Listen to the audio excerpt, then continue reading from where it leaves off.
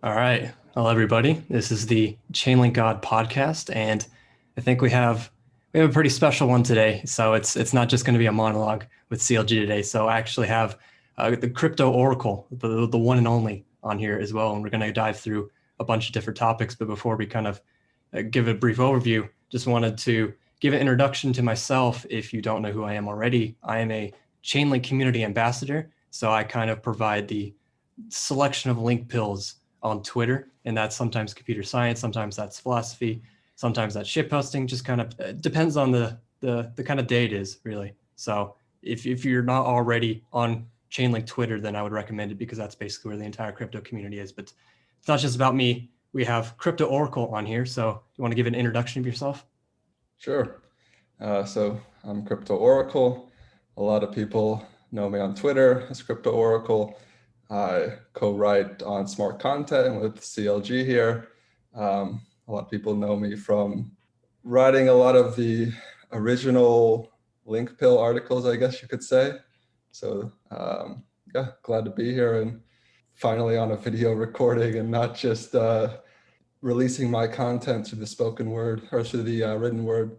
Yeah, a lot of our content usually is just like the God protocol piece, just a book of link pills, basically. So this Yeah, conversation it'll be a little different, but still kind of the same deep dive, just in a very different format, I would say. So just kind of a brief overview. We're kind of touching on what trust means, what are contracts, what are blockchains, what are the value they provide, what's Chainlink, what's oracles, and kind of the end state of contracts, what that would kind of look like. So kind of just let's start at the beginning. Why should people care about blockchains and smart contracts? How do they work? What is the value proposition that this technology actually provides society?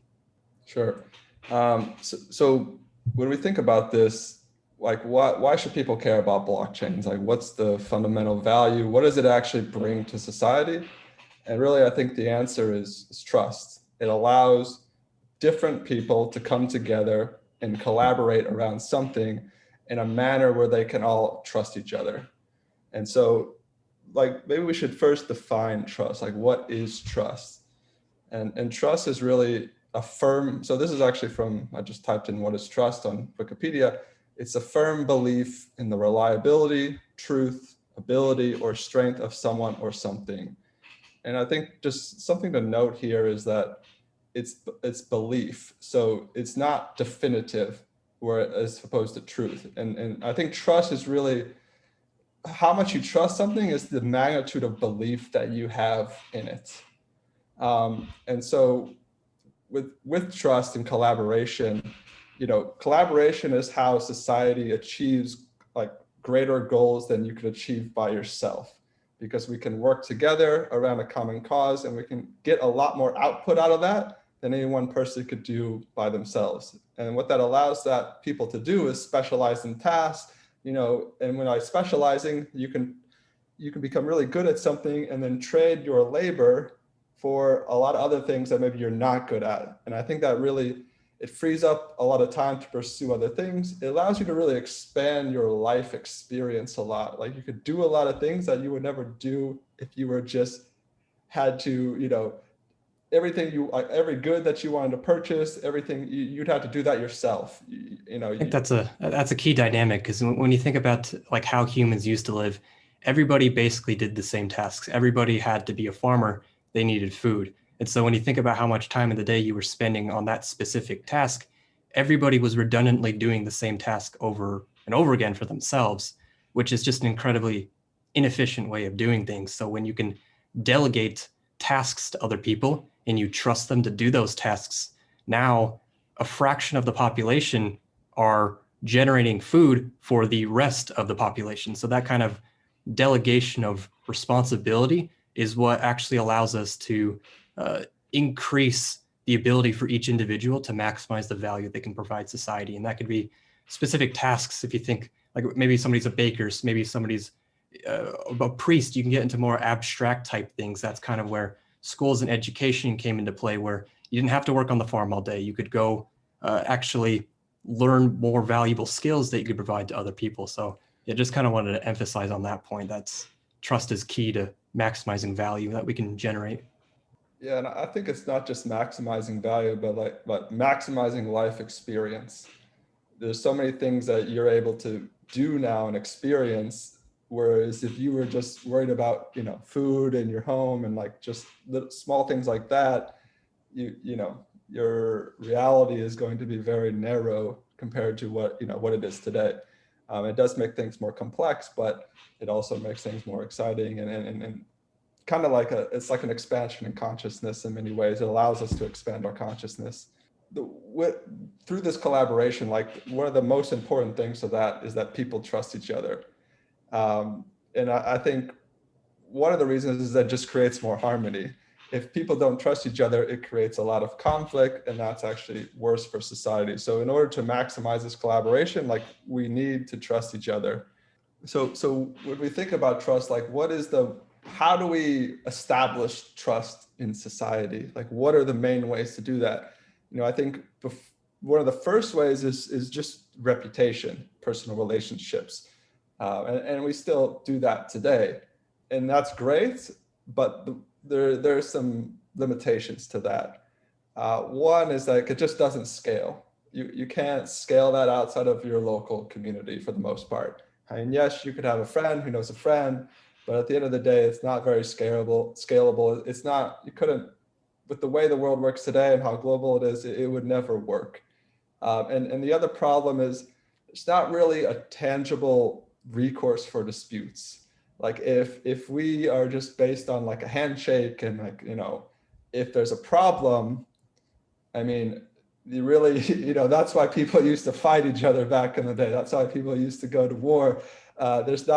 We don't have a civil dispute systems, you know, as much. And that's really, you know, yes, we have legal courts and stuff, but, you know, that's why contracts came into being, because contracts allow us to scale globally and allow us to clearly define obligations and situations and the rewards and penalties for not doing things. And that's really, you know, we saw Sergey's alluded to before in his talks, you know, this really was a huge expansion in our ability to collaborate around the world.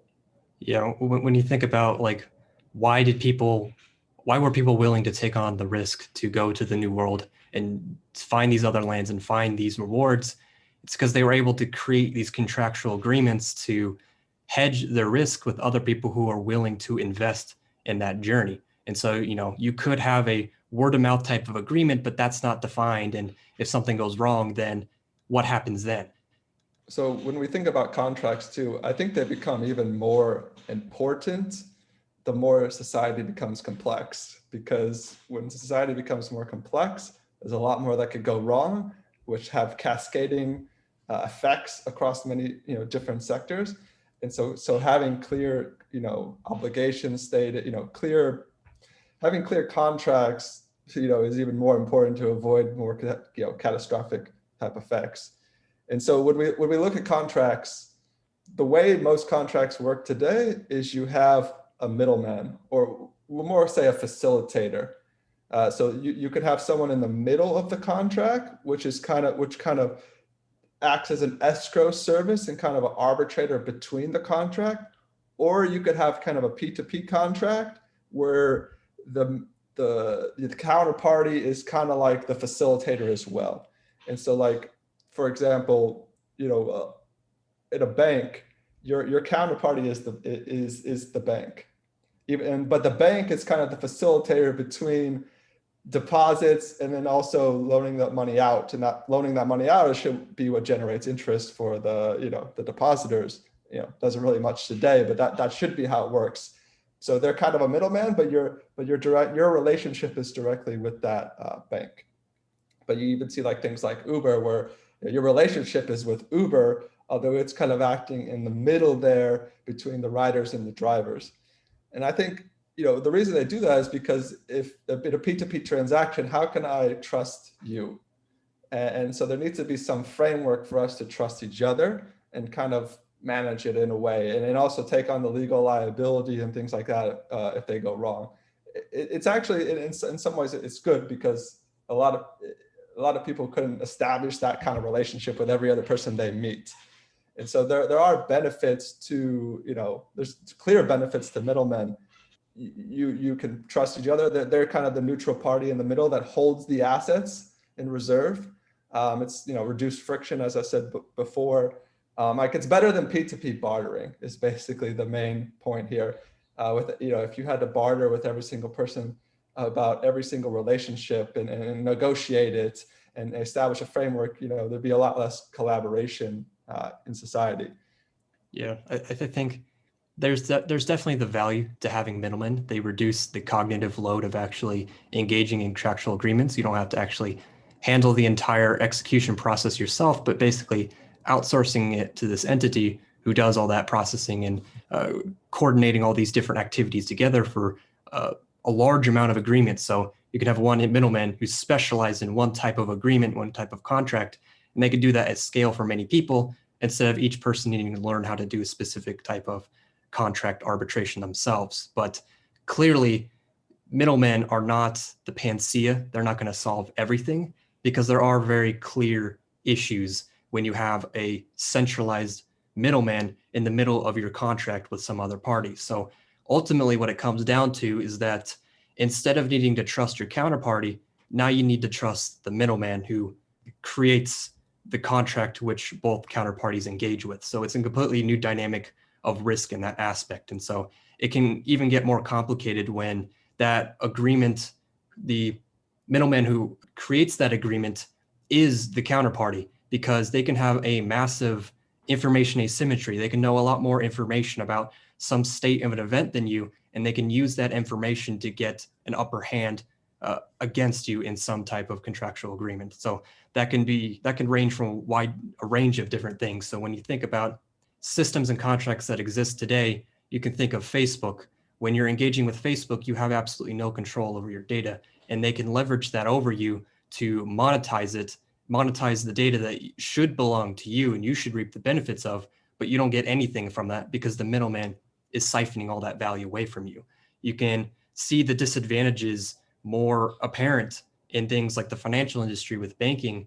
You could see PayPal and these other services are a lot more heavy-handed with who they allow to engage in contracts, that kind of censorship aspect of it. Because when you have a centralized middleman, they're a gatekeeper to that contract. They determine who gets to engage in this type of specific economic contractual activity and who doesn't.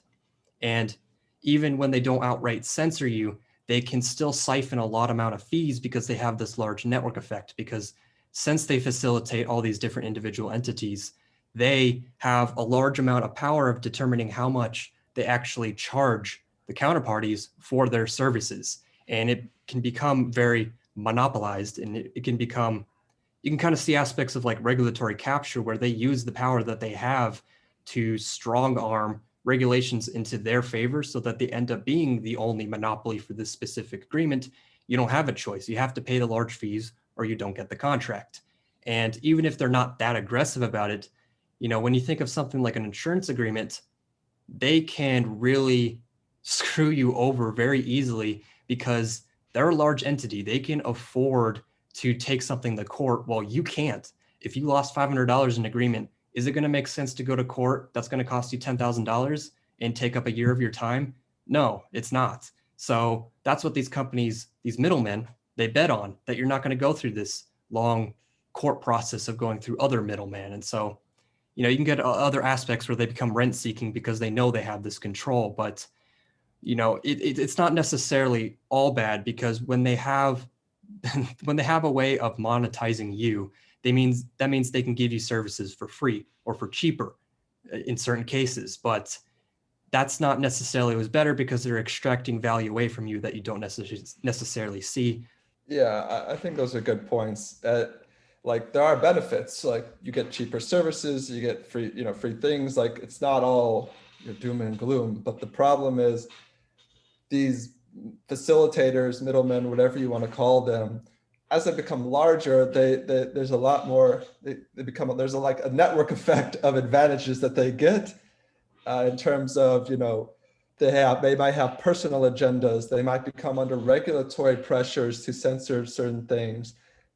If you have an incident with them, they can kind of brush it off more, because if they're a huge company and you have some little dispute with them and they're like, you know what, I'm just not going to pay you right now, or I'm going to delay the payment, or there's nothing there's not a lot of recourse. And because you're some small fish and there's some large shark, there's not much you can really do, and it doesn't really affect their reputation that much. Yes, if they do it, like they have many of those incidents, yes, but like isolated incidents, they can kind of brush those off.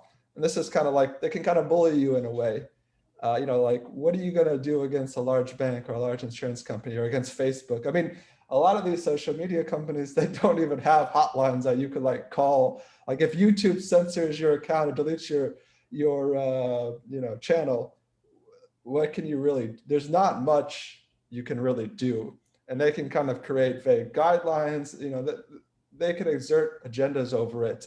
And also there's not really a lot of transparency into how they manage these things, and the rules and what actually goes on in the background. You don't really have a lot of insight into that. And so the question really is not so much like these are all bad, but can we do, is there something better? And I think that's what we'll get into in the solution, that yes, there is something better, blockchain, smart contracts, oracles. And so, and by having something better, I think we can create a lot more transparency, a lot more equity, people get out what they put in. And so let's maybe get into now like the whole purpose of the blockchain industry and smart contracts, and why they even, like the reason we did all this context in the beginning is because this is the problem that this is all trying to solve, and it's trying to solve these trust issues in many different ways across many different industries.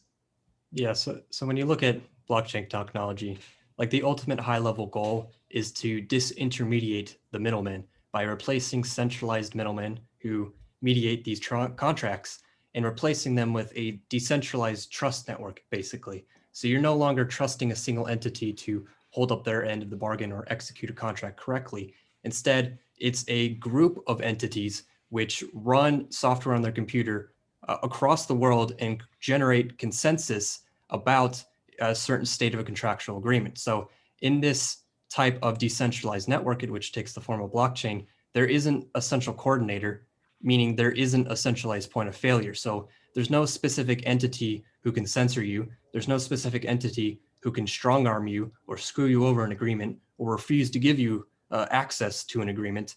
There is no entity, because it's this decentralized consensus. There's no way to butt in and inject your ideals on how the system should work when it's everybody's decision. It kind of comes down ultimately to social consensus of how strong or what are the parameters of this network. And if you're defining that as being ultimately extremely censorship resistant, then no individual entity can remove that aspect. So basically the end result from this, or the ultimate goal, is that it levels the playing field for everybody who wants to engage in some contractual agreement or some economic activity, because they're not going to get bullied by some large bank or some large social media oligarchy. They don't have to worry about that dynamic. And in this aspect, when you look at the traditional economy with middlemen, you have to interact with middlemen. You have to engage with them. But when you have this decentralized network, you can actually you can be a part of the network and be one of the individuals in this network, and you can provide your value to the network and generate value back for that. So it's not a centralized company who chooses how much they're going to charge for something or how much services they're going to provide. It's like an opt-in economy where everybody participates in providing some specific similar service. So that's kind of like the broad overview, is creating this trust dynamic. Yeah, I think just in a very like simple way, if people want to think about blockchains, it's basically the blockchain is acting as some type of facilitator between two or more people, and it's incentivized through financial incentives to come to an honest consensus. And the reason is that the rules of how the protocol will engage, how the consensus is formed, is already predefined. Like if X happens, then Y happens, and that's predefined, and that's because it runs on a decentralized network. It's essentially tamper-proof, so no one person can unilaterally override the rules of the system. And because because these rules are tamper-proof and predefined, and operated across a decentralized network, you know that it's going to execute as it's written. So you have a very strong guarantee that the facilitation between the two parties is going to happen exactly as you understand it's going to happen, as opposed to centralized, where they can, unilaterally make a decision like to slightly modify that. Not that they always do, but they have that power. And as the stakes are raised and things like that, they could exercise those forms of control.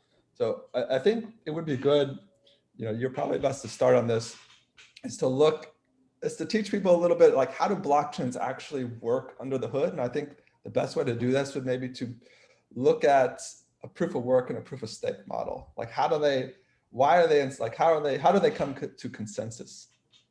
So when we're looking at a blockchain, we're looking at consensus. Really, we want to start at what goals are we trying to achieve here? So really, there's kind of like a litany of different things. You want to ensure that each computer in the network is running open source software, meaning the source code is publicly available. Anybody can download it themselves. They can read it. They can verify exactly what this software on their computer is doing and what the software on everyone else's computer is doing. And one of the primary value propositions of blockchain is that once you have a contract, once you have a state change of a contract, it's immutable. So you can't change it once it happens. And the only way you can actually verify that something hasn't been changed is because it's transparent. It's a public network that everybody in the world can tune into and listen and monitor for themselves. And that's only possible because it's entirely permissionless, meaning anybody can not only monitor in and listen to what's happening, they can actually contribute to the network themselves and help secure it. And because it's a permissionless system, that basically generates censorship resistance. So nobody can be prevented from joining the network or participating or monitoring the network. And because there's so many individuals within this network, that's kind of what creates this hyper reliability, where blockchains, they don't go down because it's not a single server somewhere that can be flooded. It's a decentralized network. So even if half the network goes offline, the network is still running because it's designed to be kind of the meme to be World War III resistant, where even if a major portion of the network goes offline, it still keeps running. But how do these computers in a blockchain network, how do they agree with each other? How do they determine that a contract actually was correct? And so that kind of comes down to the different consensus mechanisms which are used, which are actually more accurately Sybil resistant systems. So you want some way to be able to determine who an individual entity is. And with regular contractual agreements, that's based upon identity, but that could be easily faked. I can go spin up a server somewhere and spoof myself as a million different people and say, yeah, I'm a million people. Let's all change the network to this. But you want to prevent that in a blockchain to actually maintain this immutable and this censorship resistant aspect. So there's different methods, and the most popular is proof of work, which essentially, in order to contribute to the network, you need to give up something of value. And that something of value is energy. So each computer in the network is running what's called a miner, or it's a computer that's performing these repetitive math functions over and over and over again. And essentially what they're doing is they're playing a lottery. The first person who guesses the right number gets to produce the next block in this chain of blocks, which each contain transactions. And so as every new entity joins the network, more and more energy is being added to this network. It's being consumed, meaning if you wanted to attack the network, you would need to accumulate more energy than half of the network. And that's kind of what's called a 51% attack. So that's kind of why Bitcoin, or why blockchains like Bitcoin are as secure as they are, because yes, they consume a lot of energy. I mean, it's more, I think, than like the Netherlands, but that's also one of its greatest advantages. You need a shit ton of energy to actually attack these networks.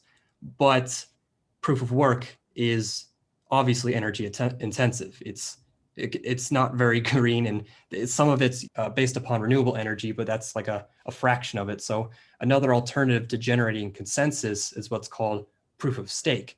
So really, when you think of proof of work, energy is just an abstraction of money. of, you can only get energy if you pay for it.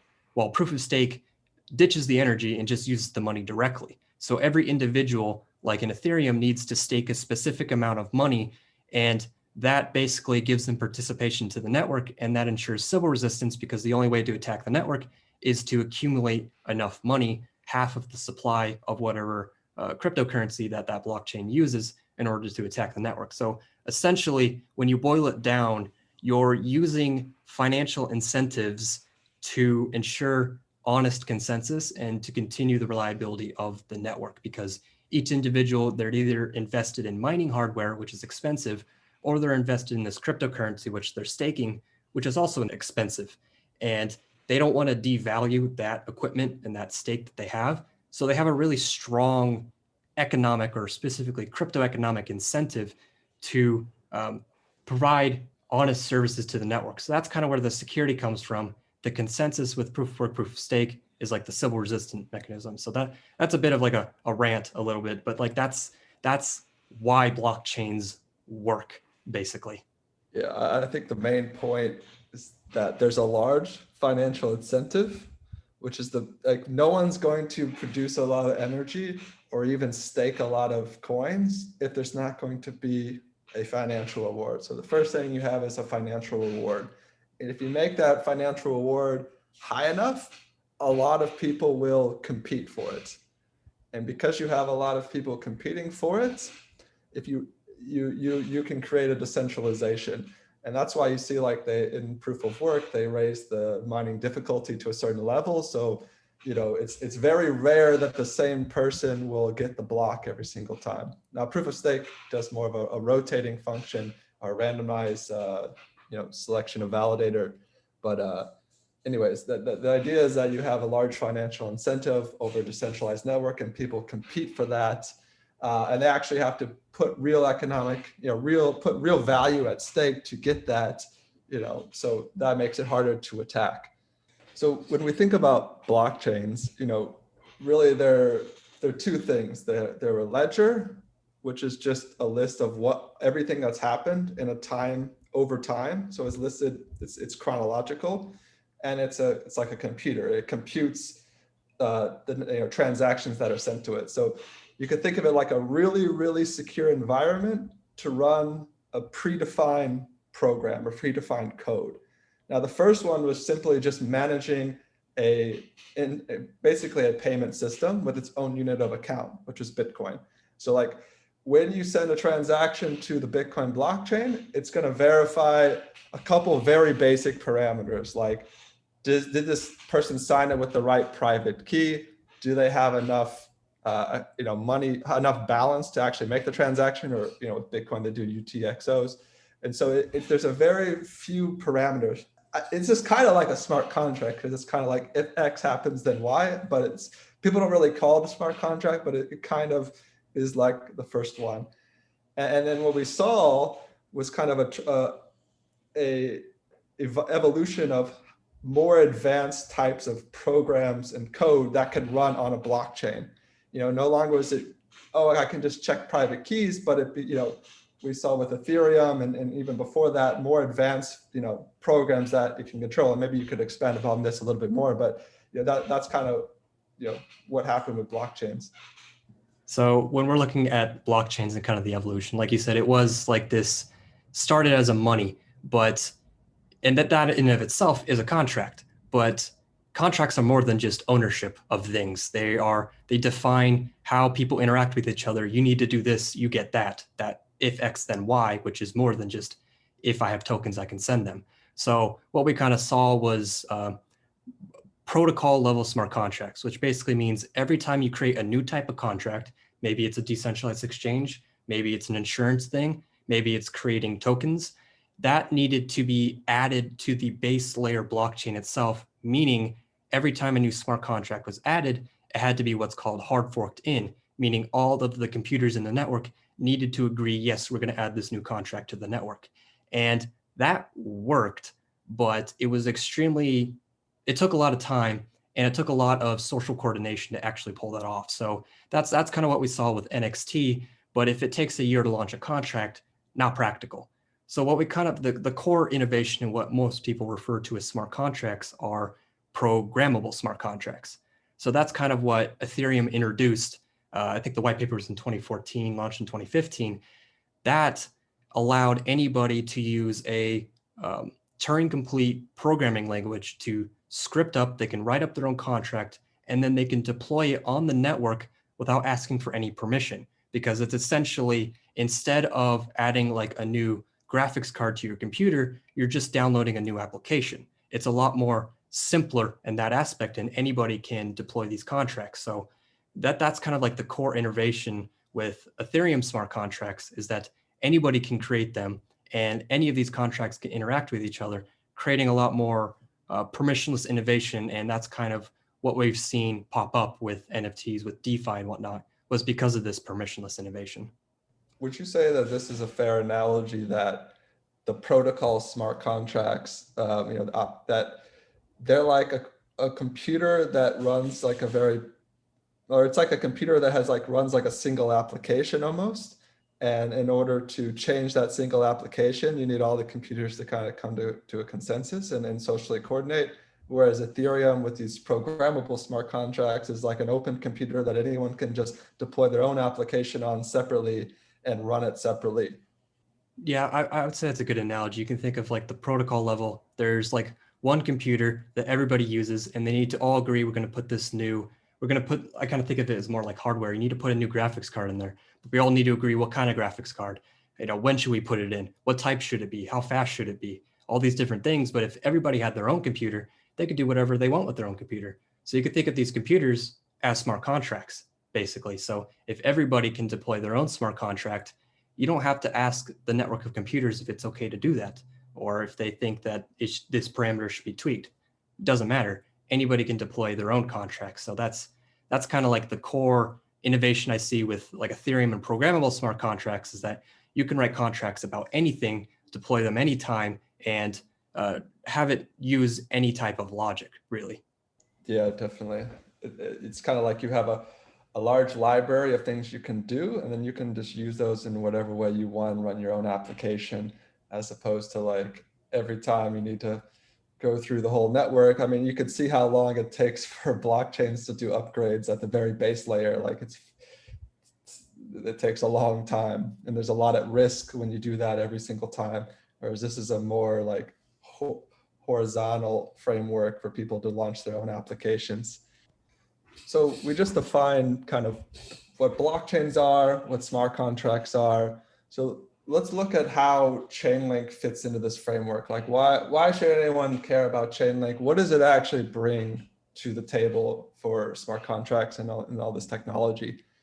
I think the goal, the whole reason that oracles even came around is because people wanted to expand what you could do on a blockchain. So remember, blockchain is basically this very high trust environment for code to run. And it's really secure actually, because it's isolated, and it's very limited in the functionality that it can actually do. If we look at like Bitcoin, it really just verifies private keys. It verifies that someone has enough Bitcoin to cover their transaction. So it's very limited to what it needs to prove. And that's what makes it really secure. It's just very, very simple. But there's not a lot of programs you can run that only require that information. And so there was a desire to create contracts like, if the weather is X, then trigger a payment Y. And so there was a lot of need for external inputs. So can I verify things happen in the real world? Also a need to access maybe computations that aren't possible on the blockchain, or to execute outputs and payments not on the blockchain or on another blockchain.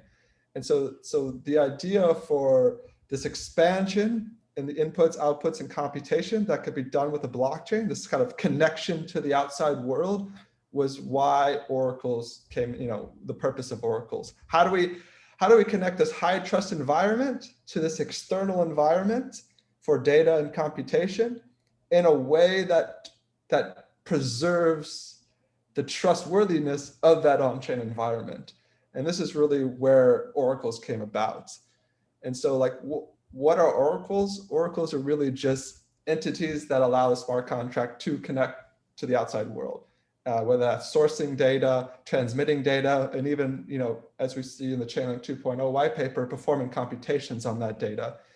And I think, so the question is, why can't blockchains do that themselves? And I think maybe this is where you could come and explain, why couldn't Ethereum or whatever blockchain have built-in oracles? So with a blockchain, what you really want is very strong determinism, so that a program is going to run exactly as it was originally written. And so everything that a blockchain does is very deterministic. You can verify if a specific transaction was signed with the correct private key, or kind of think of it like a password. You can verify if a specific address has enough funds in order to make a transaction. These are all things that are entirely deterministic.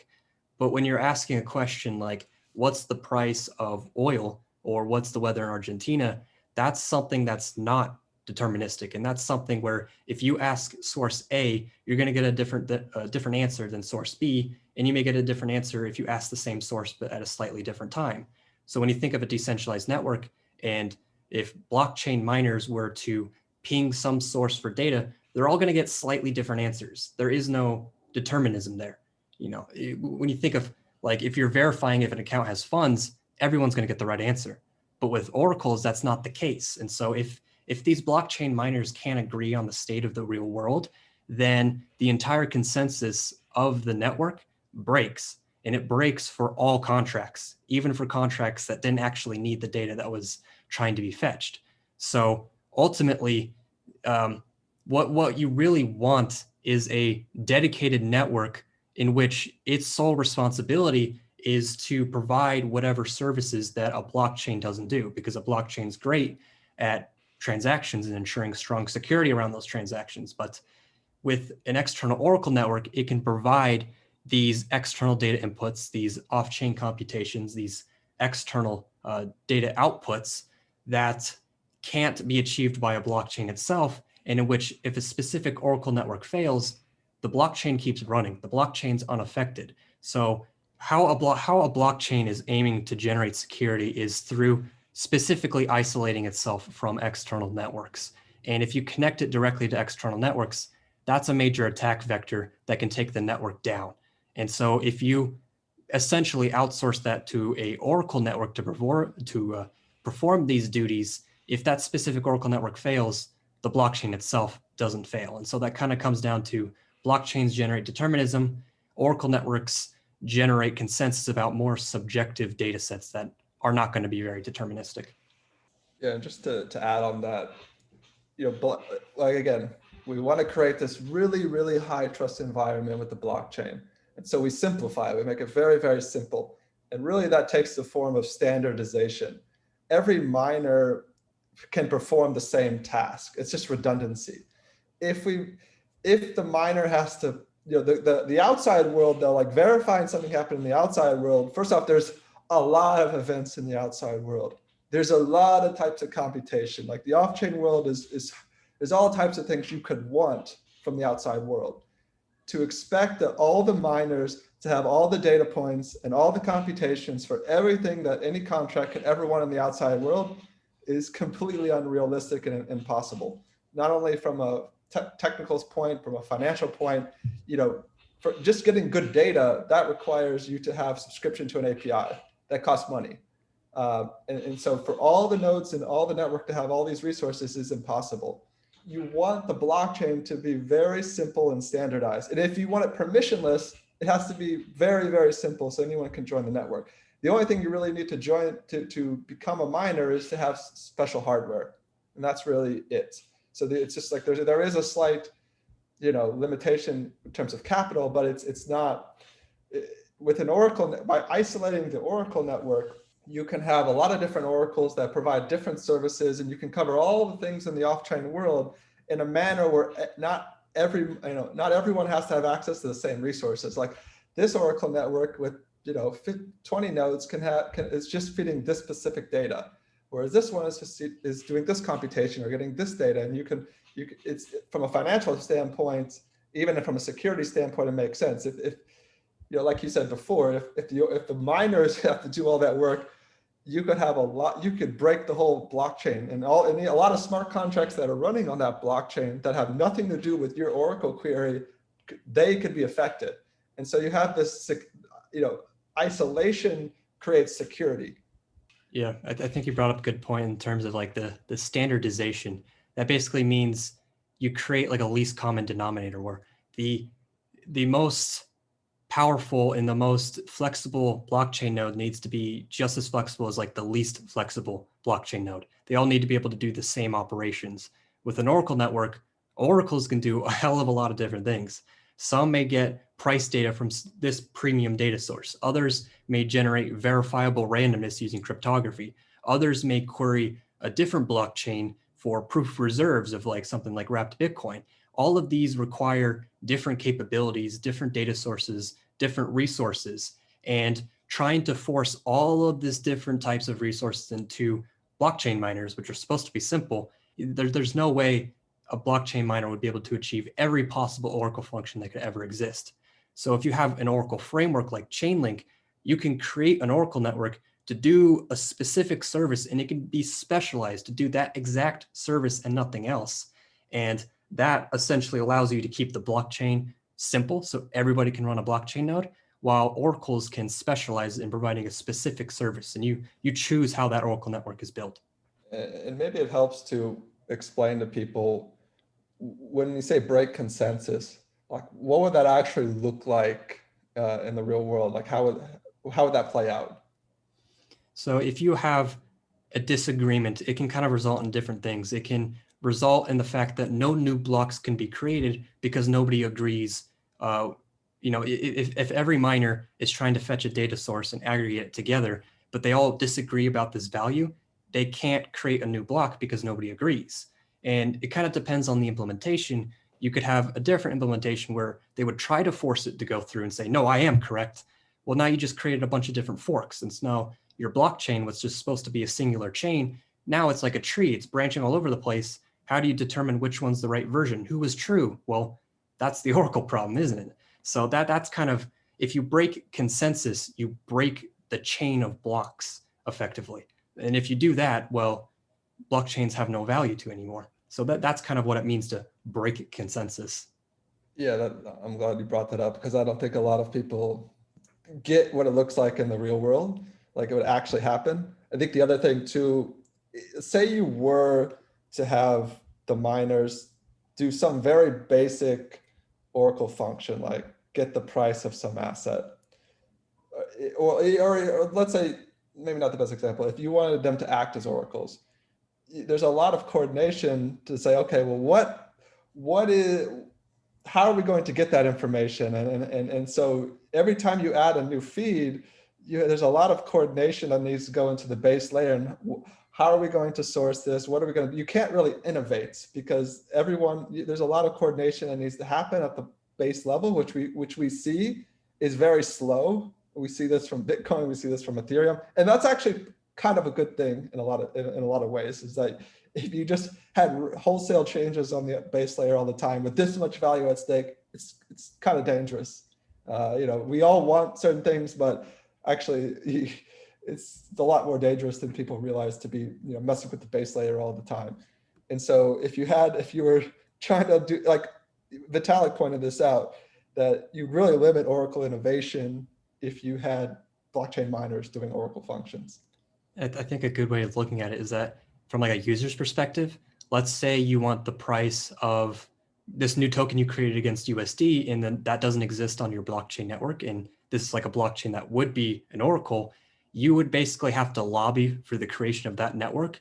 You would need to ensure that these miners generate social consensus to add your new Oracle network. So we're basically, that would be like, we would go back to the day of these protocol level smart contracts where you have to hard fork in a contract. In this case, you'd be hard forking in a new Oracle network.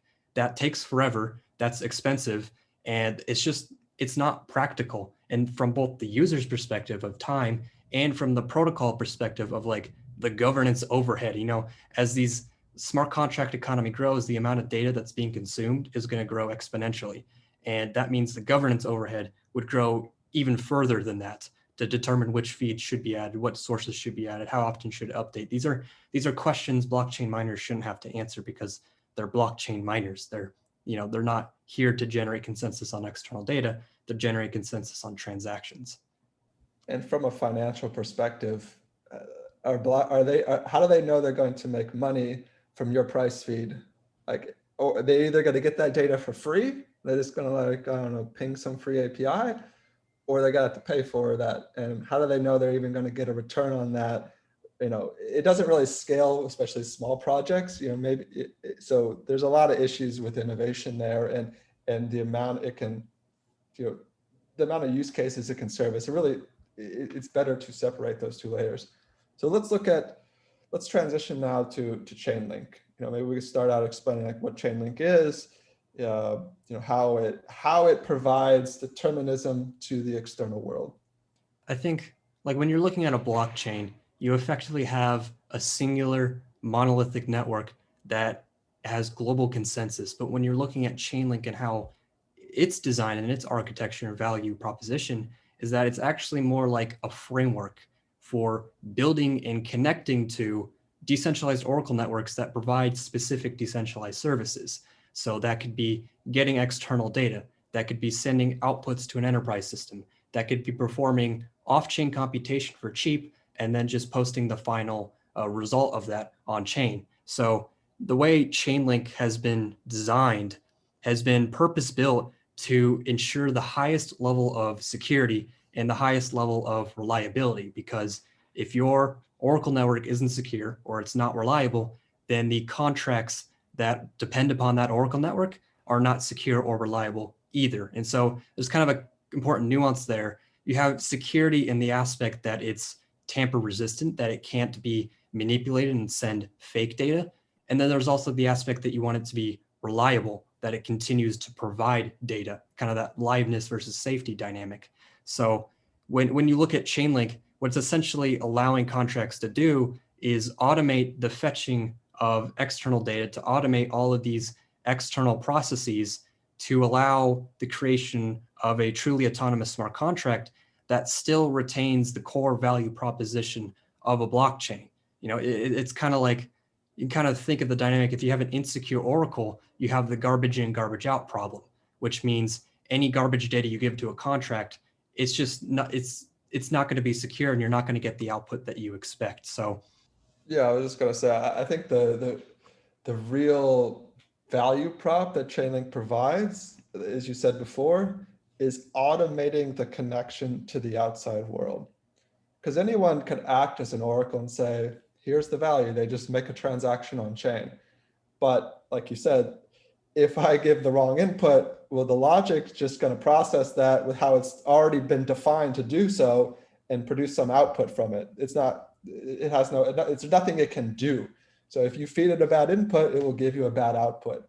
And so actually the security of the input and the security of the input is just as important as the security of the logic, because the input affects the logic. And so Chainlink is really giving you a way to, like, for example, with external data, a way for it to go fetch the data, make sure the data is validated, and then bring it into the contract.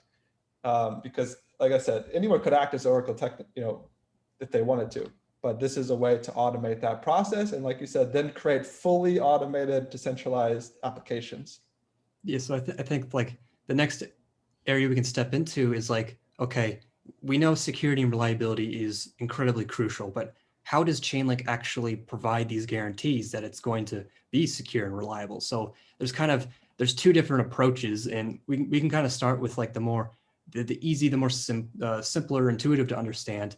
Just like a blockchain ensures tamper resistance by using a decentralized network of miners, an Oracle network for data is both decentralized in sense of you have multiple Oracle nodes, so you have multiple entities responsible for going to fetch data, and then you also have multiple data sources, meaning each individual Oracle node is actually fetching from multiple data sources. And so what you're effectively doing is you're stripping out single points of failure. So if a single Oracle node goes down, or a single data source fails or returns manipulated data, or it also goes down, that doesn't affect the final aggregated value. So that's kind of how Chainlink Oracle networks are structured. They're not a service, or they're not like a centralized service for some company. They're a decentralized network of independent entities who fetch from multiple independent sources, generating consensus truth based on this decentralized aggregation. And so with Chainlink, every, like when you think about how much value you're trying to secure with your Oracle network, if you have a $10,000 agreement, you may not need that much decentralization, because more decentralization means you need to pay more for that. But if you have a $100 billion smart contract, well, you're going to want a lot of nodes, you're going to want a lot of data sources, and you're going to have to pay both of those. And so Chainlink effectively allows you to launch and or connect to Oracle networks that can seamlessly scale up and down the amount of security that is actually provided. So that's like a crucial dynamic as to why we see some Oracle networks with maybe 9 nodes and some Oracle networks with 31 nodes. And we're going to keep seeing this growing as the amount of value in like the decentralized finance ecosystem increases. But there's also another aspect of like the more advanced way that I think you could start stepping into. Sure. I just wanted to touch on before as well. So you said decentralized nodes, decentralized data. And I think another dynamic that a lot of people don't fully appreciate or understand is the idea of the quality of those data sources and those nodes.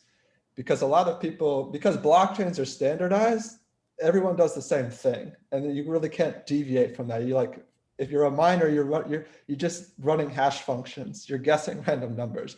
You're not really doing much.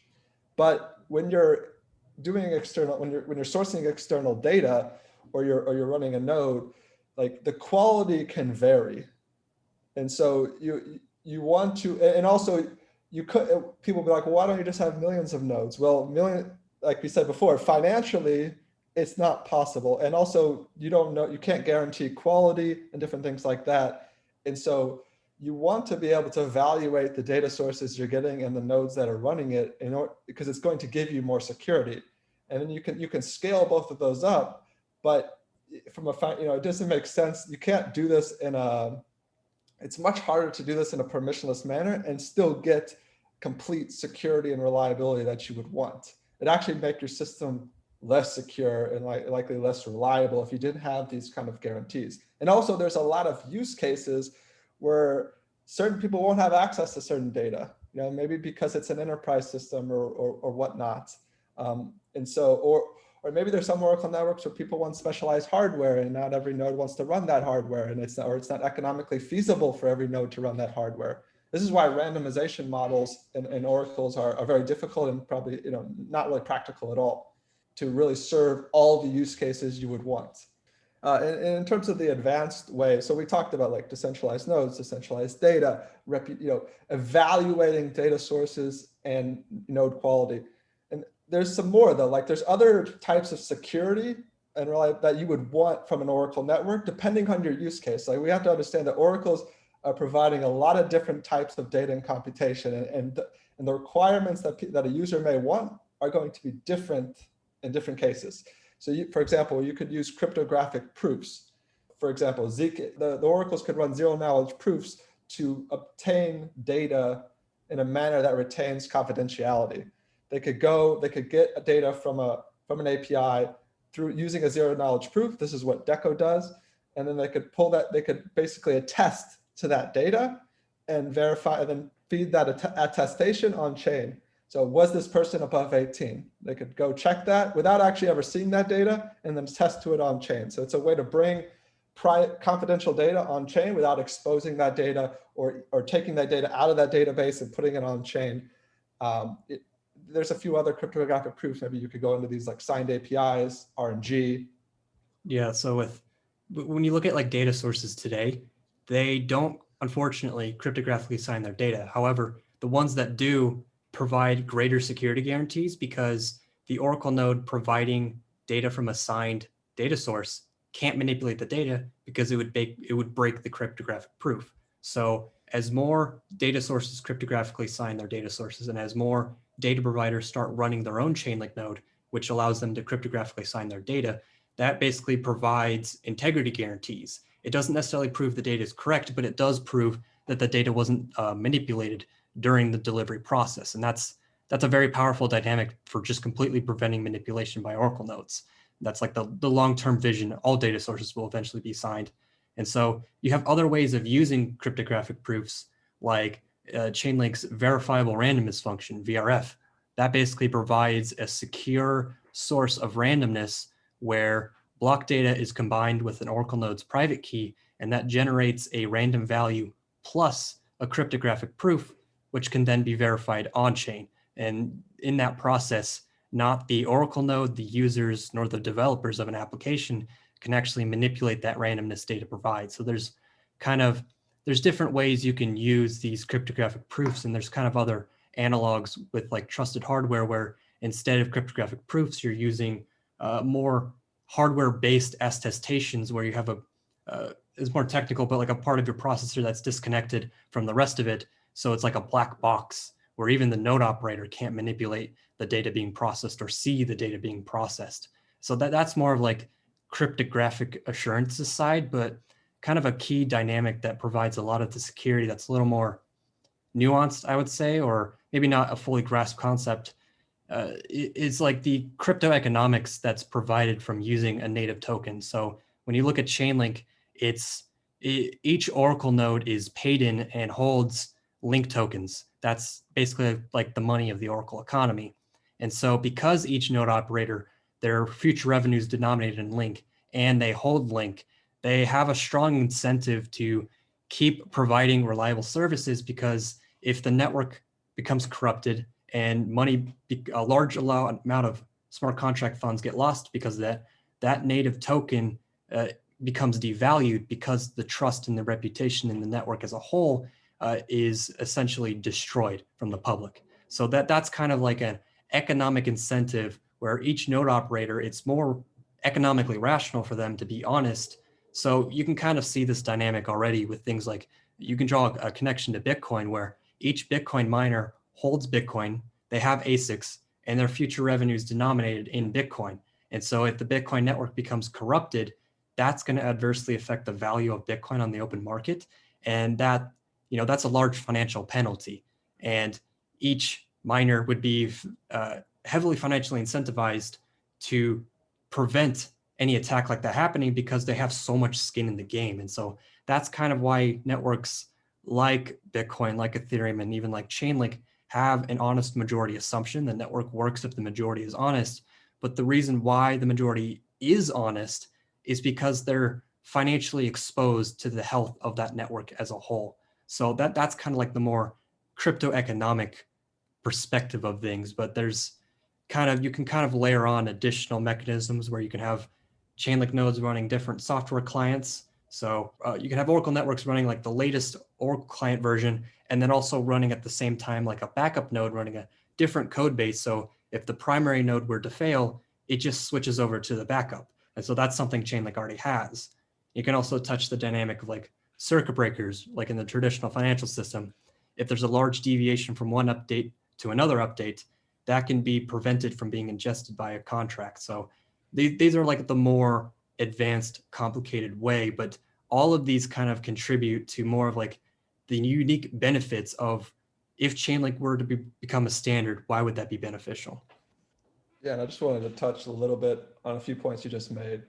So with the multiple clients, I don't think many people understand this. Like with the price, like they're like, well, what if Chainlink fails? Well, first off, it's already decentralized. So they're like, this is like what it is. You don't, like, people are like, oh, let's use an Oracle aggregator. Well, it's like saying, let's back up Ethereum with Cardano. Like, you don't back up you don't need a backup of something that's already decentralized. However, like you said, there's two clients running, for example, on the price feeds. The nodes are running OCR, but Flex Monitor is running at a very low frequency in the background and can be like basically automated failover in case something was to happen. So you have a different code base that could kick in where some crazy scenario was to happen. So I don't think many people realize that there already is a backup happening. And you could do circuit breakers, like you said, where, if the latest price update is like 30% different, potentially because of huge anomaly, it could trigger a circuit breaker. in terms of the crypto economics, you already touched on the implicit incentives. I think there are a few more that people don't always consider as well. Like a lot of nodes probably also are using like Aave or some of these other platforms. So they have a lot more link exposure than it's probably immediately obvious. And so they're, especially when they're managing funds to pay for, to run their node as well, like they have a lot of link exposure that they would not want to lose. They also are known entities. They can, it's like in a blockchain, people could attack the system and kind of like hide away because you don't really know, you don't know who they are. And whereas in Chainlink, if you're using known nodes, you could do random nodes, but in the current, right now, like they're known nodes. I can't just hide away and no one's going to know who they are and find them. Like that doesn't, you can't do that. And so that creates also like a different type of incentive to be honest to the network. Just kind of want to touch on that point with like the reliable nodes. When you look at some of the node operators that are in the Chainlink network today, we have like telecommunication enterprises like Deutsche Telekom. We have traditional data providers like Kaiko. These are institutions who have business models outside of the Chainlink network. So if they decide it's a good idea to be malicious in the Chainlink network, they're not only forfeiting the value of their link tokens they're exposed to and the future revenue in the Chainlink network, but they're also potentially opening themselves to losing revenue in their existing business models outside of the Chainlink network, as well as harming their reputation and potentially introducing more legal risk because they are a public entity. So that's kind of another dynamic of, because they're known entities, because they're large, even some of them don't even necessarily have to be large operations. You can have proof of stake validator pools. Their business is their reputation. They destroy their reputation. All the delegators they have on like other blockchains, other services they provide go away. So they have a strong incentive to provide reliable services because of the Chainlink network and their exposure to Link, and because of their other services. So that's a benefit by having these reliable nodes instead of just choosing random nodes and having lots and lots and lots of nodes that you don't know who they are, because there's less skin in the game, essentially. So that's kind of one dynamic I wanted to touch upon.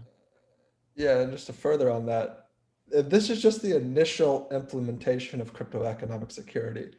If in the Chainlink 2.0 white paper, as everyone has known for a while, the second layer is to have this explicit staking model. Oh, actually, I think there's really two. There's this explicit staking model where if you're found to have go offline, or you provided outlier data, or whatever is defined in the service agreement, you are automatically penalized. So you're staking, you're putting your link collateral at stake to prove that you're honest.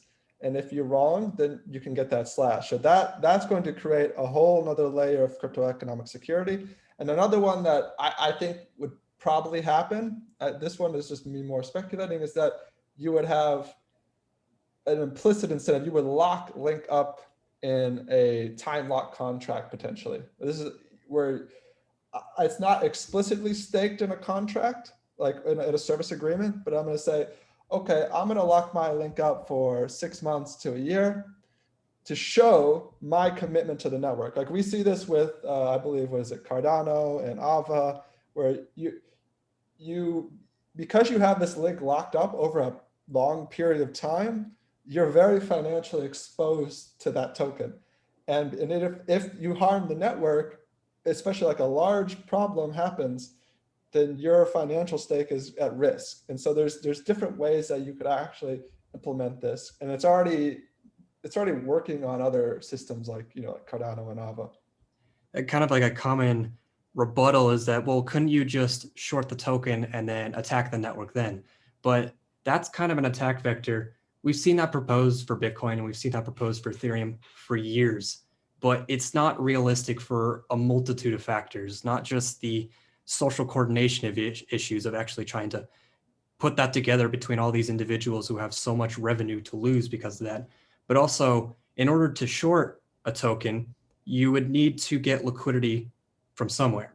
And you can get that from a centralized exchange. Well, you need to do KYC, or they can just censor you at any time. You can't necessarily use a DeFi application because more likely than not, it's using Chainlink. You attack Chainlink, well, you're gonna lose funds if you're trying to short and attack the network. So realistically, it's not really an attack vector that is actually practical. It's more just like a theorized example. But when you actually look at the incentives backing the network and you look at the reputation, you look at the not only the future revenue that these nodes will generate, but the appreciation of Link that could happen if the network is successful, that's a large incentive to keep being reliable.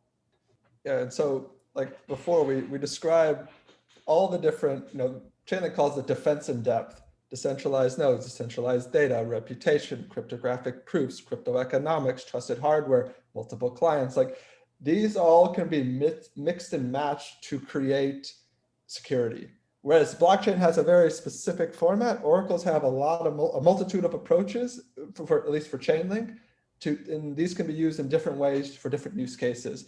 And I think this really then comes down to, because it has all these approaches, Chainlink can really become a standard. And I think there's many reasons why. Well, first, it's very generalized. Like there's no specific framework. Like you have to use this much decentralization and it works on this, update frequency. Like it can, any type of design can be built with Chainlink. The second is that it's heterogeneous, meaning that millions of Oracle networks could run at the same time without any dependencies on each other. And so like this enterprise needs, maybe they only want a specific type, certain nodes, and these nodes want to run trusted hardware or something. Then you have this other DeFi one where maybe we want a permissionless network, or maybe we want like, a certain amount of decentralization on this network. Okay, well, these Oracle networks can be used for these use cases. Maybe we want a derivatives protocol where we want really high frequency updates and they run on this, they run on this update frequency. And those all have different costs, they have different trade-offs. So, but because you can run all these in parallel and it's not one design like a blockchain, you can support all these use cases. And then other ones is it's API agnostic. You can connect to any API through external adapters. It's blockchain agnostic. You can run these on any blockchain and you can run them natively on the blockchain. Maybe you could actually touch CLG on how that actually works. I don't think people like realize that you can run it directly on a blockchain. Yeah, so kind of a common narrative we see is that Chainlink is like a Ethereum specific Oracle solution, but actually Chainlink is natively blockchain agnostic, like CO said. And what that essentially means is that the Chainlink software itself, like the Oracle client node operators run, that can connect to any blockchain directly without needing to route through Ethereum, without needing to route through other chains. So when you look at the price feeds on like Polygon, those Chainlink nodes are delivering it straight to Polygon. It's not routed through another blockchain. And not only that, not only is it like direct delayed delivery, but the payments to node operators happens on that blockchain at the speed of that blockchain. And that's effectively done by taking the link tokens, which primarily exist on Ethereum, bridging that to another blockchain like Polygon, and then using those link tokens to pay the node operators for that service. So when we look at these like layer 2 networks and these other more scalable, more server farm L1 networks, they can support a lot faster update frequency, meaning that a Chainlink network on a scalable network is not bound by the speed of any other blockchain. It can operate at the native speed of that chain and pay oracles at the native speed of that chain. So we kind of see some other Oracle implementations where they have their own blockchain and they say they're really fast and they're super amazing, but they're just delivering it to their own ghost chain. What the speed that matters is actually delivering it to the blockchain where the smart contracts live. And so while other networks have more of like, you have to route through my chain first before I get to your chain, Chainlink just delivers it directly to that chain. So that's cheaper, that's faster, and that's just more practical for users. Because if I'm a smart contract on Polygon, I pay my Chainlink nodes on Polygon. I don't need to go pay them on a different network. That's like a huge underappreciated point of using the Chainlink network. Yeah, and you just said not only the speed, but the cost. The cost is of the native network. So those are two things to think about when like L2, Chainlink's going to Arbitrum, it's going to Optimism. We've seen it on Starkware, it's on Polygon. Like there was a grant for Solana. So it's going to be all these networks at those native speeds. And some people will be like, well, isn't it still dependent on Ethereum with the token? Well, first off, the token is bridged over, so you're using it natively on that blockchain. And also, if I don't expect this to happen, but if Ethereum, something happened to Ethereum, you could make the hub, the main spot of the link token on another chain. So there are ways to resolve that. Should it come to that? I don't ever expect it to come to that, but it could happen. And there's a couple other unique benefits of Chainlink. You can share costs. So you see this with the price feeds. You have, I think the Ethereum USD, you have 40 plus projects all sharing in that price feed. So that actually is an economy of scale effect. You also, I kind of want to touch on that the economy of scale one. Like that's a key one that I don't think some people don't fully grasp, is like, oh, can I just launch my own Oracle? Well, when you're using Chainlink, you're getting access to not only the most secure Oracle solution, you're getting access to the lowest cost Oracle solution. And the two of those combined make it the superior solution by default, because when you're looking at something like ETHUSD with 40 users, each user is not paying the full costs of operating that network.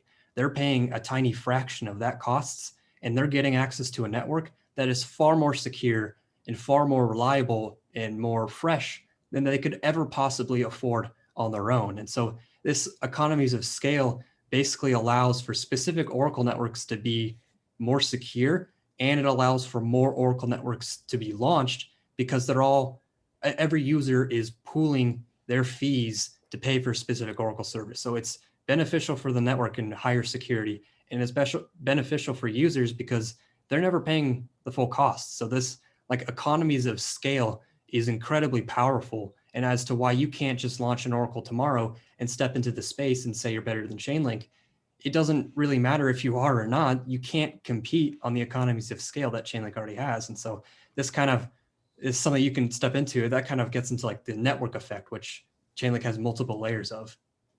Yeah, I think with the network effect too, people don't realize if you think about it, it's like a common layer between all the disparate systems. So between blockchains, between off-chain systems, you have this kind of this middle layer. And what happens is that if I want to connect to any other system, whether that's a blockchain, whether that's an API, I just have to go through Chainlink. So it becomes this reservoir for everyone to put their documentation, for everyone to tell everyone else how to connect to my system, how to read and write data from my system. And then you develop a lot of resources, developer tooling on this layer. So you can do you can fetch any type of data, you can do it on any blockchain, you can do various types of computation, all through this kind of standard layer. And then a big reservoir of resources gather in this layer. And that actually has a massive benefit to all. If you have all these different competing systems, it becomes more convoluted. You have to do a lot more integration work, and it doesn't really scale well. And so this actually benefits everyone to have this kind of network effect standardized layer in between everything. Yeah, I think with the network effect, I think there's multiple layers to it. Even with Chainlink, it's connecting blockchains to every other external data sources. It's also connecting every blockchain to every other blockchain, token transfers, like we see with dBridge. And it's also connecting every off-chain system to every other off-chain system using the blockchain as a trust anchor. So that in itself is 3 layers of a network effect. And I'm kind of making the joke in the past, you can call that Sergey's law, kind of like Metcalfe's law. It's 3 layers of this network effect where every participant gets access to the greatest amount of possibility and choices because it is a single standard. And this is kind of something you could look at with more lower level communication protocols like HTTP, hypertext transfer protocol. And that's something for which when you want to connect your web server to users in a web browser, there's no question to which protocol you're going to use. You're going to use the protocol with the most users, the most mindshare, the most integrations. That's HTTP. That's the de facto standard. And there may be some maybe slightly better standard out there, but that doesn't matter because the network effect just completely overpowers that aspect. So I kind of see Chainlink in and of itself is a communication protocol, just like HTTPS, but it has a crypto economically secured dynamic to that. So I see the network effect as a significant, almost like a moat to the adoption of Chainlink. Yeah, it's both like a a place where it has all the resources you would need, so all the inputs and outputs and computations, but also is so flexible that you could design any type of way to communicate with another system. So this like all the resources plus all the customization that you may want can make it a standard where no other Oracle protocol has this kind of architecture.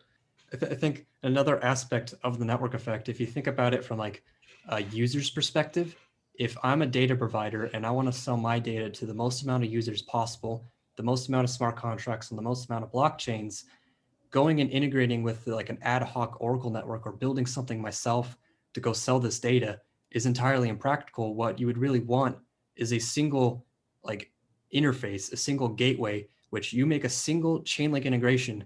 Now, as a data provider, you can sell your data to smart contracts on every blockchain and to the existing users that Chainlink already has. So like that's kind of like a practical aspect of the network effect and how it directly benefits an ecosystem participant. So I think that's kind of an important dynamic.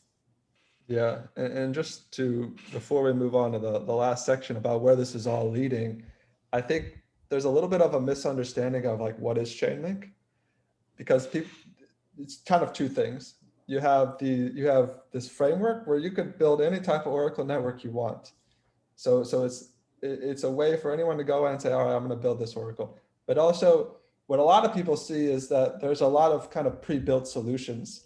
So they've kind of bootstrapped the network. They've launched a bunch of price feeds. They've launched VRF, and then teams using these price feeds collectively. So there's a bunch of existing solutions that if you don't want to go build your own solution, you just immediately use one that's been time tested. It's been, it's run on mainnet for 2 years. There's a lot of big projects using it. There's a lot of on-chain data about its reliability. You know which nodes are running it. And so it's kind of like building a web app. If Sergey uses this example all the time, but it's a good one. If you're building Uber, you're not going to go build GPS from scratch. I'm just going to go connect to a GPS API to get GPS data that I use in my application. Same with payments, same with messaging. Most developers don't want to build these from scratch, nor should they. They don't have time. It's a lot of resources. What they want to do is just get an existing solution that's been, that's already proven to work. You can verify that it works. You can look at the source code. You can look at its over time. You can see a lot of projects use it. And this allows developers to build applications really fast. Okay, boom, I can build a DeFi app so quickly because I already got this price data on chain. Or I can build this gaming application because randomness is really readily available. Or, this is you're going to see more and more and more of this. And not just with data, but you're going to see it with computations. Oh, I can use Chainlink to get privacy. I can use Chainlink for fair order sequencing, like all these different services for you to just quickly build applications. I think that's kind of like one of the core value propositions of Chainlink is that it's an enabler. It allows developers to focus specifically on their core business logic. And this is something that projects like Aave have spoken on in the past, where if they were to build their own Oracle, they would have to dedicate developer resources, time, energy, money, auditing, creating, monitoring, funding an Oracle solution of their own. They would have to become a money market and an Oracle. But because they're using Chainlink and they've been using it since day one, they can focus, they can hone in on making the best possible money market they can. They can dedicate all their resources to that and then use an Oracle solution developed from a different project, that project, which is Chainlink, specifically focuses on building the best oracles and creating the best framework and the best like pre-built decentralized Oracle networks that other devs can just plug into like money. So, in DeFi, we see like the analogy of like money Legos. You can connect these different DeFi protocols together to create a new DeFi protocol. That's exactly how Chainlink works. These price feeds are on-chain reference contracts. So ETHUSD has a contract that represents the ETHUSD price. And because of the power of composability, people can seamlessly pay and access that specific reference contract and then start using that in their application. So it's a dynamic where Chainlink just strictly makes smart contracts and blockchains in general superior. Chainlink is never going to compete with your blockchain. It's not going to launch a blockchain because it's not trying to be a blockchain. It's trying to provide developers these Oracle tools they need so they don't have to think about how an Oracle network works because it does just work. So it's like lowering the mental workload and allowing developers to focus on what they're trying to innovate on. And so that's kind of feeds back into like that Uber example. Uber didn't need to think about how the banking system works. They didn't need to think about how satellites work. They didn't have to think about how, telecommunication towers work. They just focused on, okay, how do I build a ride sharing app, connect some APIs, build a user interface, boom, now I have an MVP. Like that's what developers care about. They want to build. They don't want to have to like go fucking build their own infrastructure. So that's like such a powerful dynamic. And that kind of leads into this next aspect of like, what is this all accumulating to? Yeah, and you see this a lot with the white paper, and there was a recent blog post which is termed hybrid smart contracts. I like to think of it like this is really like the end state. That doesn't mean we're at like we're even close to where everything is going, but this combination of on-chain code and secure off-chain services from Oracle networks. So you're combining, this really trusted environment with Oracle networks that provide you highly trusted off-chain, gateways to off-chain resources, or provide you those resources themselves, like through computation.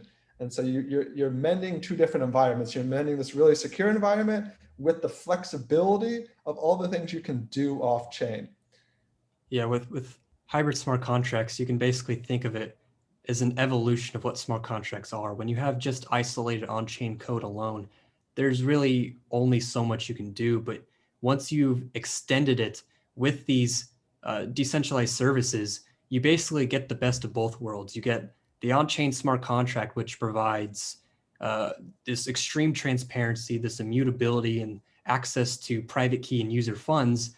And then you combine that with the connectivity and the privacy and the scalability of these off-chain Oracle networks to basically provide like a hybrid application as it's in the definition itself. So that's like, it's a new architecture for building decentralized applications. And if we look at most applications today, I mean, there are exceptions, but most of DeFi are hybrid applications. Anyone that needs price data, unless you're using an on-chain Oracle, which has its own issues, you're a hybrid app. Like Aave is a hybrid DeFi application. Synthetics is a hybrid DeFi application. All these gaming, a lot of these gaming applications, they need randomness.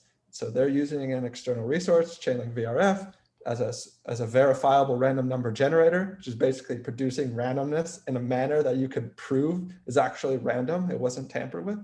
This is a hybrid smart contract application.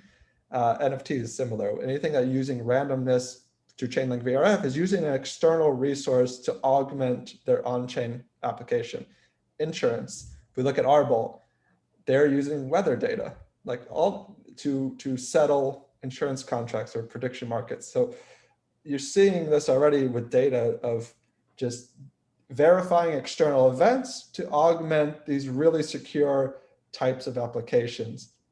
And I think like with hybrid smart contracts, well, like you said, you can define DeFi and NFTs as hybrid. I think that it's kind of like in of itself a spectrum.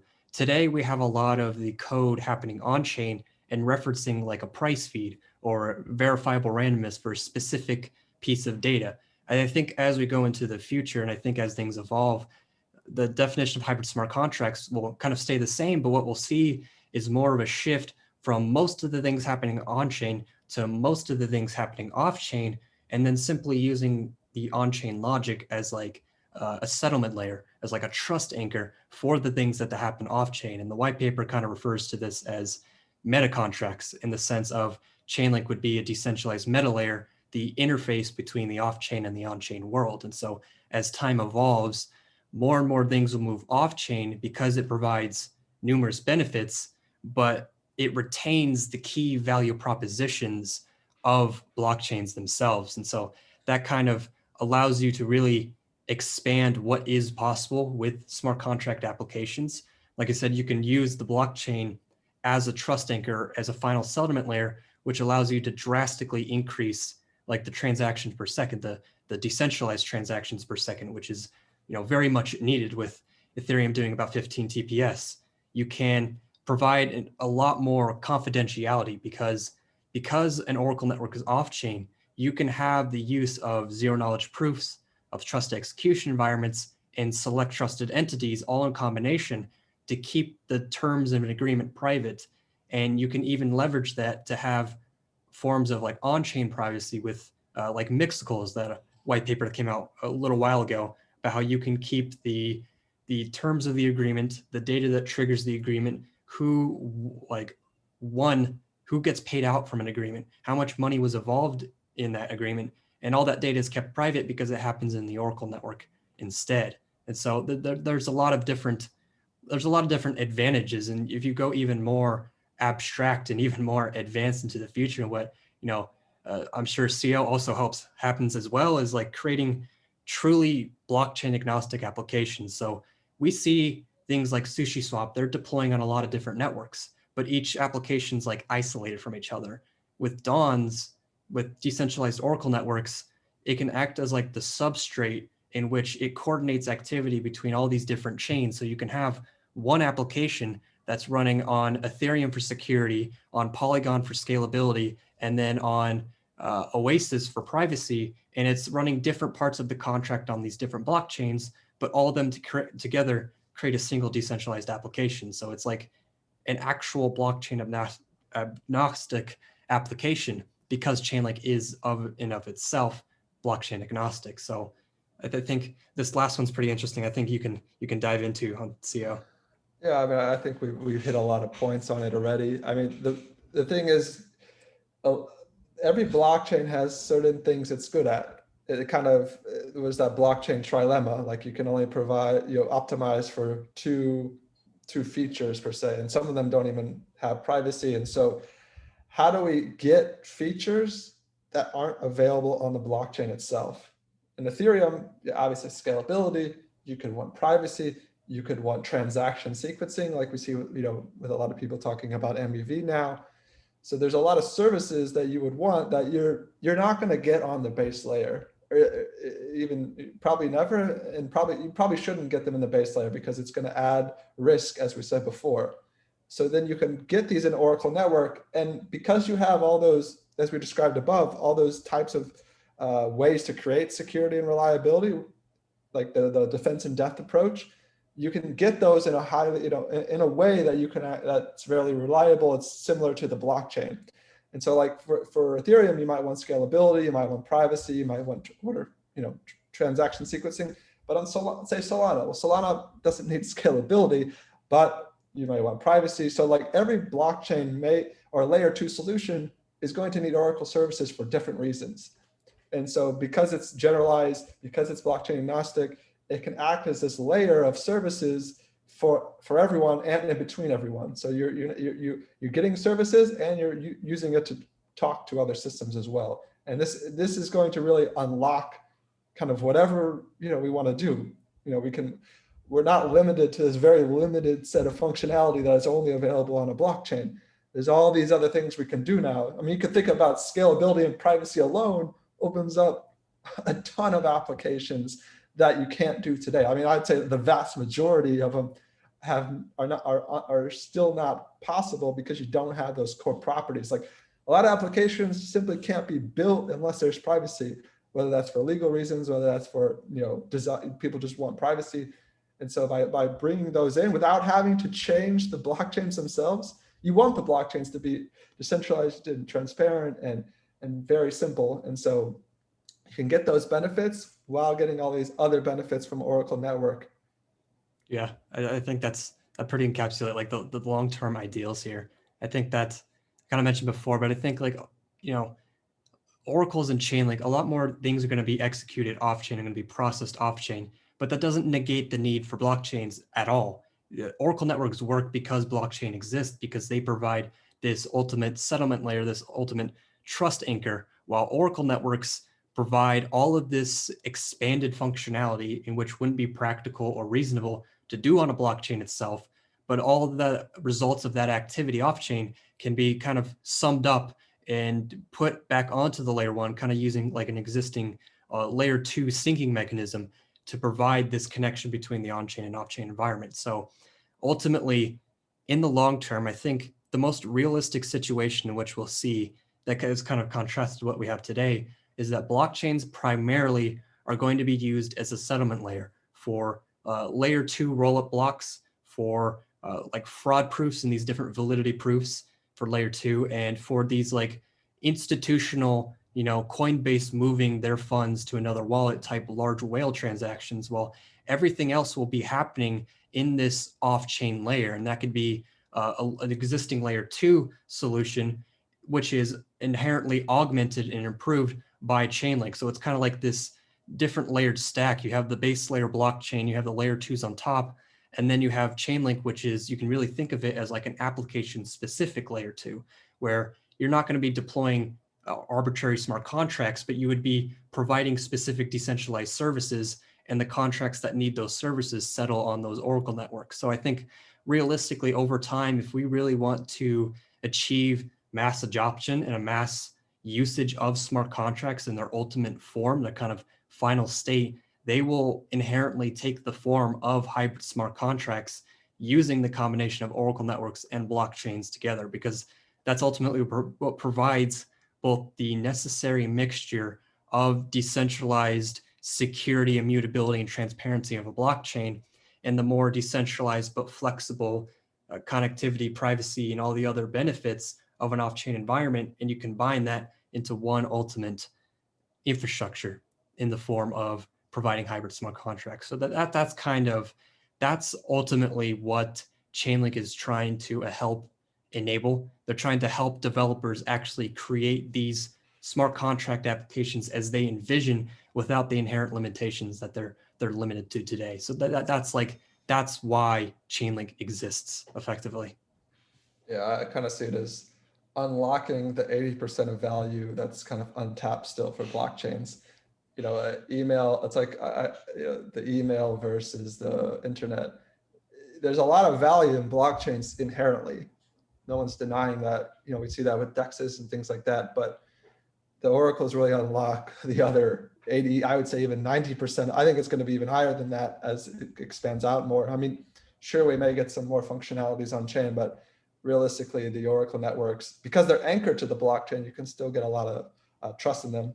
I would even argue too that like DEXs really took off when DeFi took off, because DeFi brought all these applications to the blockchain, and then all these people were transacting on chain through these applications, and then DEXs became a lot more useful to interact with, to go between these different applications. So yeah, I think we're going to see a huge takeoff in gaming, I think, and then we'll start to see more, especially as oracles bring privacy and scalability, we'll see a lot of new applications, whether that's enterprise or whether that's just an expansion in the existing ones and this new startups that require those kind of properties to even exist. So I think we're going to see a real boom when layer 2s and oracle networks and these are bringing these kind of features. And yeah, I would entirely agree. I think that this is kind of something that Sergey has mentioned before, but when you look at the rate at which Oracle services are created, you can directly track that with the rate in which financial products and smart contract applications are created, as well as tracking it alongside the total value locked within the DeFi ecosystem. As more Chainlink services are provided, more value is created to developers, and those developers can use that value to generate value for users. And so that kind of generates, essentially, it's not a zero-sum game. The introduction of additional services in decentralized services, Oracle networks, generates more value for the specific applications using that data and for every other application that's connected to that Chainlinked application. So inherently, when you're looking at the growth of DeFi, you can see a lot of it being sparked by the growth of Chainlink services that are provided. There's no mistake that after Chainlink price feeds launched and started operating at scale, not that long after we saw DeFi Summer. And it's not a coincidence that Chainlink VRF was launched, and then not that long after NFTs started taking off. Like they're not coincidences. Like these services enable new applications to be created. And as we see more things being launched, like Keepers and like these more off-chain computation type services, fair sequencing services, new applications are enabled, which allow not only these new applications to exist, but then because they're building blocks, people can build on top of that. So ultimately, I feel like Chainlink is like one of those things that kind of blends into the background. It's this low level infrastructure which developers love, but the users may not necessarily see that because they're not developers. They don't use Chainlink directly. They use applications powered by Chainlink. So like this layer of abstraction away is, in a way kind of unfortunate, but in another sense, does it really matter because users are getting better applications and better services in the first place. So I think that kind of comes back to like a broader concept of like information asymmetry. I think it'll become more clear over time as contracts start actually executing on Chainlink DON networks, like more shifting from on-chain to off-chain. So that's called ultimately kind of what I see as like the long-term vision. So yeah, we covered a lot of different topics in this podcast, from trust to blockchains to oracles to hybrid smart contracts and beyond. There was there was a lot of information I think that's going to help a lot of people kind of frame their thinking about why blockchains exist, why Chainlink exists, what's the value proposition. So I don't know how long this recording ended up being, but I definitely still plan on doing future recordings, and CO and I will continue to post all the Twitter threads and all the link pills we share on Twitter. So are there any last points, any last considerations you want to bring up, CO? Nothing in particular. Just thanks for having me on, and I hope people got some useful information. If they have any questions or about things they heard in this podcast, feel free to put them in the comments and try to get them answered. All right, thanks for coming on, CO. Definitely appreciate having you on here, and we'll have more smart content pieces to come as always. So I want to thank everyone for tuning in, and as always, stay incredibly based and link pilled.